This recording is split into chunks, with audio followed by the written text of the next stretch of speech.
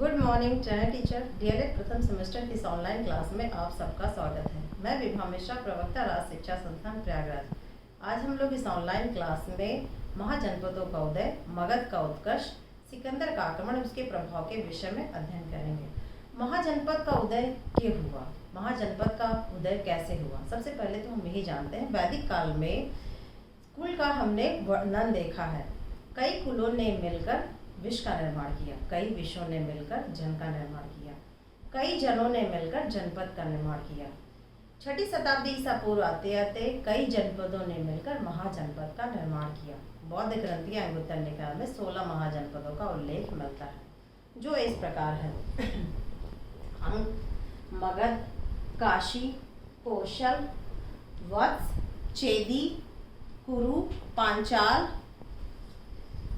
सूरसेन, मत्स्य, अवंती, अश्मक, गांधार, कंबोज, वज्जी, मल। वर्तमान में अगर हम इनकी स्थिति देखें तो अंग की स्थिति मुंगेर एवं भागलपुर में है, मगध की स्थिति पटना, गया, शाहाबाद में है, काशी की स्थिति वाराणसी, वत्स की स्थिति प्रयागराज, मिर्जापुर, कौशल की स्थिति फैजाबाद, गोंडा, बहराइच, चेदी की स्थिति आधुनिक बुंदेलखंड, कुरु की स्थिति आधुनिक हरियाणा, दिल्ली, पांचाल की स्थिति बरेली, बदायूं, फर्रुखाबाद में, सूरसेन की स्थिति ब्रजमंडल, मथुरा, मत्स्य की स्थिति अलवर, भरतपुर, जयपुर में, अवंती की स्थिति आधुनिक मालवा में, अश्मक की स्थिति नंदा गोदावरी नदियों के बीच के भाग में, गांधार की स्थिति पाकिस्तान का पश्चिमी भाग और अफगानिस्तान का पूर्वी भाग, कंबोज की स्थिति पाकिस्तान का हजारा जिला, वज्जी की स्थिति बिहार में गंगा नदी का उत्तरी भाग, मल्ल की स्थिति देवरिया, कुशीनगर, बस्ती, गोरखपुर एवं सिद्धार्थनगर का क्षेत्र। अब हम जानेंगे महाजनपदों के उदय का कारण क्या था, महाजनपद का उदय क्यों हुआ। वैदिक काल में लोहे के आविष्कार ने कृषि के उत्पादन में तो वृद्धि की ही साथ साथ उस लोहे से युद्ध अस्त्रों का निर्माण भी हुआ। युद्ध अस्त्रों के निर्माण के साथ साथ राज्य की स्थिति मजबूत हुई और कृषि उत्पादन में वृद्धि, अधिशेष के साथ जनसंख्या में वृद्धि हुई। अब राज्य की स्थिति मजबूत हुई तो राजा ने जनसंख्या की सुरक्षा के रूप में कर लेना शुरू किया, जो कि भाग, कर, बलि आदि राज्य के प्रमुख स्रोत बने। प्रशासनिक तंत्र का विकास हुआ। राजा की सहायता और सलाह के लिए मंत्री और नौकरशाहों की उपस्थिति, अमात्य जैसे अधिकारी इसी काल में सामने आए। स्वतंत्र सेना का विकास हुआ। ये सेना जनजाति एवं वंशीय निष्ठाओं से मुक्त थी। अर्थव्यवस्था के मौद्रीकरण की शुरुआत हुई। आहत नामक सिक्का महाजनपद काल में ही प्रचलन में आया। नई धार्मिक विचारधारा का उद्भव हुआ, जो रूढ़ियों और आडंबरों से मुक्त थी। इन नए परिवर्तनों का समर्थन बौद्ध और जैन जैसी विचारधारा ने किया। महाजनपद कालीन शासन प्रणाली कैसी रही होगी? महाजनपद काल में 2 प्रकार की शासन प्रणाली थी: राजतंत्रात्मक शासन प्रणाली, गणतंत्रात्मक शासन प्रणाली। राजतंत्रात्मक शासन प्रणाली में राजा प्रमुख होता था। गणतंत्रात्मक शासन प्रणाली में गण के द्वारा शासन किया जाता था। अब अंग मगध, काशी, कौशल, वत्स, चेदी, कुरु, पांचाल, सूरसेन, मत्स्य, अवंती, अश्मक, गांधार, कंबोज में राजतंत्रात्मक शासन प्रणाली थी। वज्जी और मल में गणतंत्रात्मक शासन प्रणाली थी। अब महाजनपद काल में राजा की शक्ति में वृद्धि हुई। इसका मुख्य कर्तव्य शत्रुओं से प्रजा की रक्षा करना, शांति व्यवस्था बनाना, न्याय करना इत्यादि। शासन के कार्यों में सहायता के लिए अनेक अधिकारी एवं कर्मचारी नियुक्त किए गए, जैसे अमात्य। राजा को आय बढ़ाने के लिए राजा प्रजा से कर लेता था। आहत मुद्राओं के प्रचलन से वस्तुओं की बिक्री मुद्राओं में होने लगी, जिससे व्यापार वाणिज्य में वृद्धि हुई, जिसे महत्वपूर्ण भूमिका प्रमुख मार्गों के निर्माण ने निभाई, जिससे आवागमन सरल हुआ। विदेशी व्यापार की शुरुआत हुई, जो सिंधु सभ्यता से आरंभ हुई थी, उसमें वृद्धि हुई। ईरान, मध्य एशिया, दक्षिण पूर्व एशिया से व्यापारी भारत आते थे।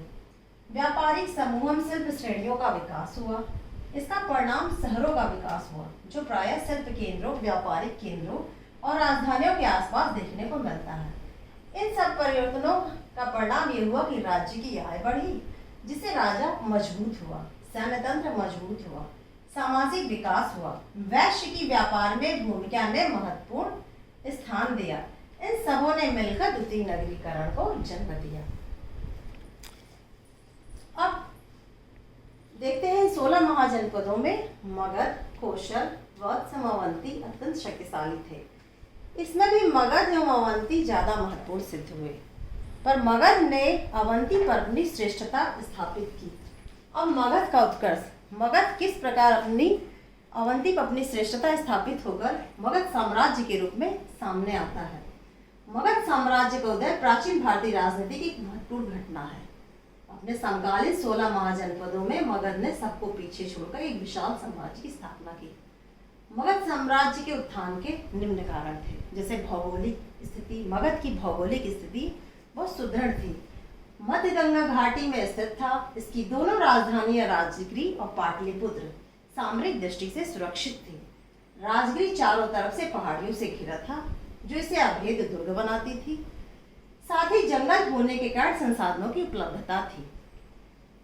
लौह खनिज एवं तांबा खनिज प्रचुर मात्रा में था। पाटलिपुत्र 3 ओर से नदियों से घिरा हुआ था, गंगा, सोन, पुनपुन नदियों से घिरा हुआ था। इन दोनों राजधानियों का क्षेत्र उपजाऊ, संसाधनों, सेना के लिए हाथियों की उपलब्धता थी, जिसने सैन्य संगठन को भी मजबूत बनाया। आर्थिक संपन्नता, प्रचुर भौगोलिक संसाधनों ने मगध को सैन्य शक्ति में वृद्धि की। लोहे की खानों से युद्ध अस्त्रों के निर्माण से सैन्य तंत्र मजबूत हुआ। मगध का स्वतंत्र सामाजिक वातावरण, यहाँ का समाज कट्टरपन और रूढ़िवादिता से मुक्त था। बौद्ध और जैन संप्रदायों ने ब्राह्मण व्यवस्था की कट्टरपंथी और रूढ़िवादी विचारधारा का खंडन किया। शासक वर्ग की भूमिका, मगध के विभिन्न राजवंशों में उनके शासकों ने भी मगध के उत्थान में महत्वपूर्ण भूमिका निभाई।